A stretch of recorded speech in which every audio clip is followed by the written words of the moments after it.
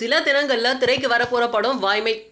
வெட்டி கூத்து, குத்துப்பாட்டு, கும்மிருட்டு ஆவி அப்படின்னு தமிழ் சினிமா பேட்டர்ன் இன்னும் முப்பாட்டன் காலத்திலேயே இருக்கிறது வேதனை தான் கொடுக்குது. நடுவுல கொஞ்சம் ஜோக்கர்களும் அப்பாக்களும் வந்து வந்து ஹிட் அடிச்சதால கண்டென்ட் விஷயத்துல கரையேறி இருக்கிறோமோ அப்படின்ற நம்பிக்கை கூட எட்டி பார்த்திருக்கு. இந்த நேரத்துல வாய்மை சொல்ல போற கருத்தும் வசனங்களும் ஒவ்வொரு ரசிகரோட சட்ட காலரையும் மனசையும் கூட சேர்த்து பிடிச்சி உழுக்கும் அப்படின்றது நிச்சயம். ஏன் அப்படின்னா கண்டென்ட் அந்த மாதிரி. நாடு முழுக்க தூக்கு தண்டனைக்கு ஆதரவான குரல் பலமா ஒலிச்சாலும் தூக்கு தண்டனை இன்னும் ஒழியலையே அப்படின்றதுதான் இந்த படத்தோட மையக்கரு. செந்தில்குமார் இந்த கதையை ஒரே நைட்ல எழுதி முடிச்சிருக்காராம். நிறைய ராத்திரிகள் தூங்காம கிடக்கிற மரண தண்டனை கைதிகளுக்காக இவரு ஒரு நாள் நைட்டு ஃபுல்லா விழிச்சிருந்து எழுதிய கதை தான் இது.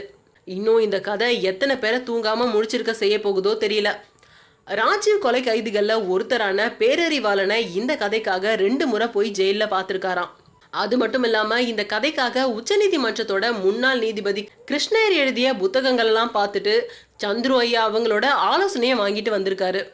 அரசியல் துளியும் இல்லாத ஆனா பாக்குறவங்கள அரசியல் பேச வைக்கிற படம் இது. நான் கையில எடுத்திருக்கிறது மனித நேயத்தை மட்டும்தான். இது சட்டத்துக்கோ நீதிமன்றத்துக்கோ இல்ல அரசியல் வர்க்கத்துக்கோ எதிரான படம் இல்ல அப்படின்னு சொல்லியிருக்காரு செந்தில்குமார். படத்துல கவுண்டமணிக்கு முக்கியமான வேஷம் இருக்கான் இதுல. ஆனா நீங்க வழக்கமா பாக்குற கவுண்டமணி இந்த படத்துல இருக்க மாட்டாரு அப்படின்னு சொல்லியிருக்காரு. இந்த திரைப்படம் தமிழகத்தை உழுக்கட்டும், அதுக்கப்புறமாச்சும் ஒரு முடிவு வரதா பார்ப்போம் அப்படின்னு வெயிட் பண்ணிட்டு இருக்கோம்.